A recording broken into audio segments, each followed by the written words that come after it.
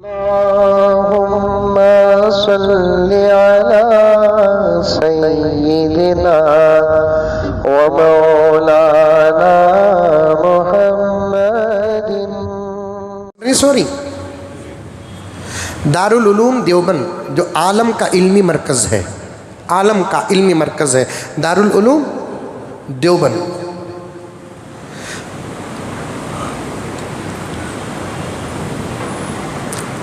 वहाँ 8 साल 9 साल एक तालिब इल्म असातिज़ा के सामने बैठकर कुरान और हदीस पढ़कर बाहर निकलता। एक ज़माने में दारुल उलूम देवबंद का एक क़ानून था, अब वो क़ानून नहीं है। एक ज़माने में दारुल उलूम देवबंद का एक क़ानून था, किताबों के अंदर मौजूद है और तमामी उलमाए किराम अल्हम्दुलिल्लाह जानते हैं।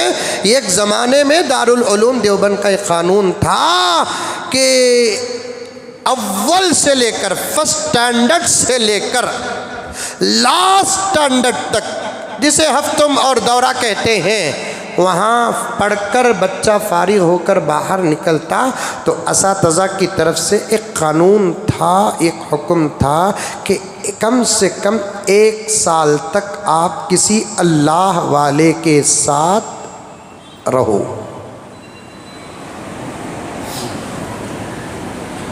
जैसे आजकल ये क़ानून लोग बना लिए हैं, मस्जिदां के ज़िम्मेदारां और दावत व तबलीग वाले बना दिए हैं।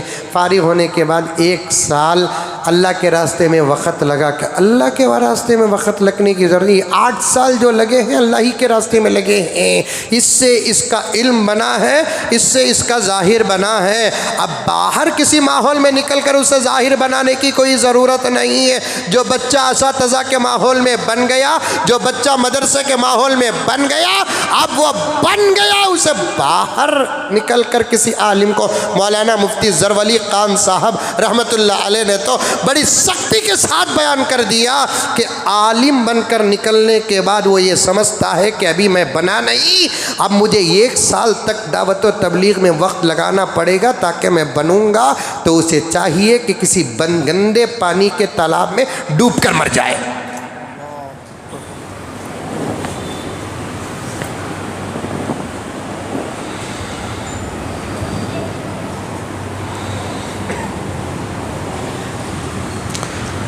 कुछ लोग गौर से देख रहे हैं, क्या रे हजरत किसी भी छोड़ते नहीं ना।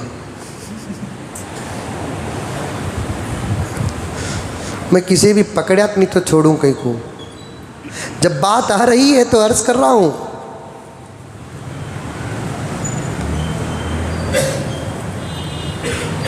और मस्जिद के जिम्मेदार भी यही पूछते हैं, मस्जिद के जिम्मेदार भी अजीब अजीब सवालात करते हैं। इल्म का मजाक हो रहा है, इल्म नबुव्वत का मजाक हो रहा है।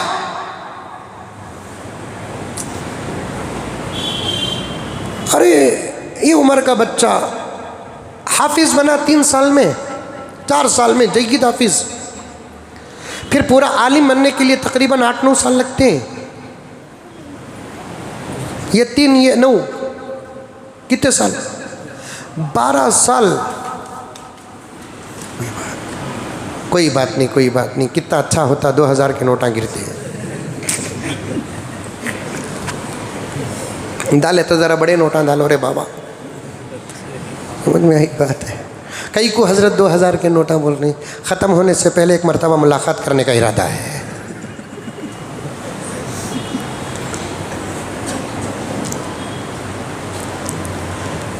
तीन साल हिफ्ज़ करने के लिए कुरान पाक,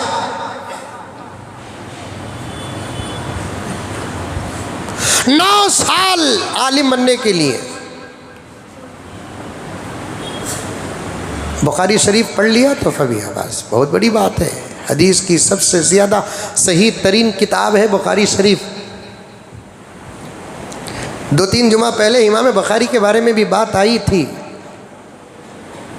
बहुत बड़ी किताब है जिसके पढ़ाने वाले को शेखुल हदीस कहा जाता है। अब वो पढ़कर जब बच्चा बाहर निकलता है तो पब्लिक एक सवाल करती है, 1 साल लगा क्या? जिम्मेदारा एक सवाल करते हैं, मुफ्ती भी क्या? ये सवाल करके आलिम के सामने नहीं, इल्म नबूवत के सामने सवाल करने वाले अपनी पूरी नादानी और जिहालत बता रहे हैं कि मैं जाहिल हूं, आज तक तेरे 12 साल को समझ नहीं सका। मैं जाहिल हूं कि मैं तेरे इल्म को समझ नहीं सका।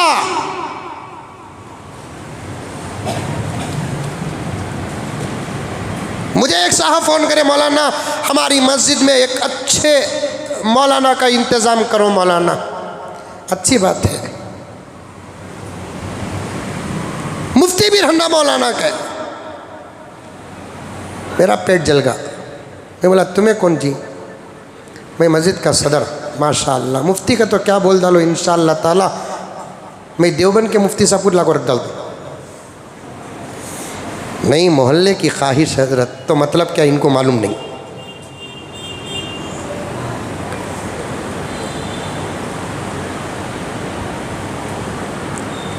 इमामत के लिए इतने सख्त शराइत ना लगाओ, वरना इमामत मुश्किल हो जाएगी, फिर जाहिलों को मजबूरन इमामत करना पड़ेगा। आपको मालूम है, मैं हमेशा सफ़र में रहता हूँ। एक मरतबा एक गाँव को गया, वहाँ पर मुझे मगरिब की नमाज़ पढ़ाने के लिए कहा गया। अब मैं गया तो मस्जिद में बैठा, मुझे सदर बोले तो नमाज नहीं पढ़ाता, मैं सेक्रेटरी बोले तो नमाज नहीं पढ़ाता, कोई अमीर साहब बोले तो भी नमाज नहीं पढ़ाता, जलसे के लिए जो मुझे बुलाए उन्हों बोले तो भी नमाज नहीं पढ़ाता। मैं नमाज़ पढ़ाने की अगर कौम ख्वाहिश करती है तो पहले पूछता हूँ इस मस्जिद के इमाम साहब कौन हैं, क्योंकि इमाम की इजाज़त के बग़ैर गैर की इमामत जायज़ नहीं।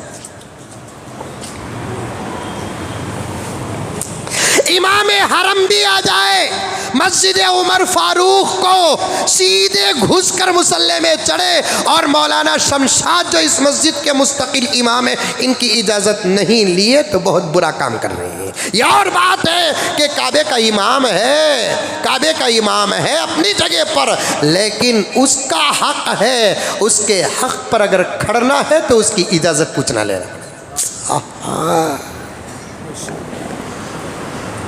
सदर साहब बोलते जाओ नमाज पढ़ो, तुम्हें नहीं बोल सकते।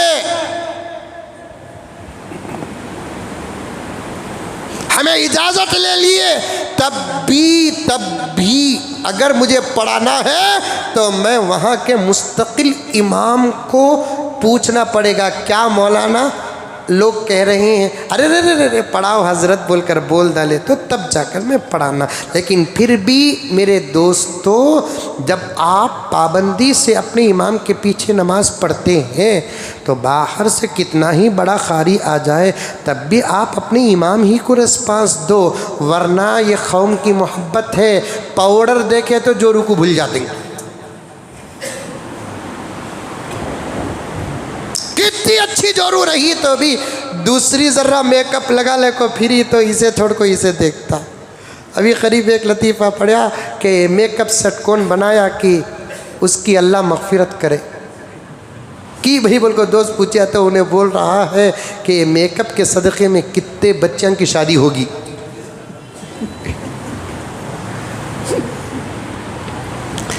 बड़ा नाजुक रिश्ता होता है इमाम के साथ, इसीलिए ये आजिज़ जहाँ भी जाता है वहाँ के इमाम को बहुत तरजीह देता है, वहाँ के खतीब को बहुत तरजीह देता है। वो हमारा अदब करते हैं तो हम उनका अदब करते हैं ताकि मालूम हो जाए हम मुक़र्रिर हैं, वो इमाम है, इमाम है। मुक़र्रिर से इमाम का दर्जा बढ़ा है। हमें 1 घंटे के लिए आपके सामने आए हैं, वो 24 घंटे आपकी खिदमत में लगा रहता है, उसका बड़ा मकाम है, उसका बड़ा मकाम है। मेरे वालिद ज़करिया साहब रहमतुल्लाहि अलैह, अल्लाह गरीक़ रहमत फरमाए, एक मस्जिद की इफ्तिताह के मौके पर फरमाया, इमाम से मोहब्बत ऐसी करो जैसे माँ अपने बच्चे से मोहब्बत करती है या बच्चा अपने माँ से मोहब्बत करता है, कि अपनी माँ ही माँ होती है। उस माँ के अलावा कितनी ही खूबसूरत औरत क्यों ना हो, लेकिन एक बेटा दुनिया की तमाम औरतों को एक तरफ रखता है लेकिन अपनी माँ को एक तरफ रखता है। वैसे कौम को चाहिए कि आदर्श उलमाए किराम को एक तरफ रखे और अपने इमाम को एक तरफ रखे।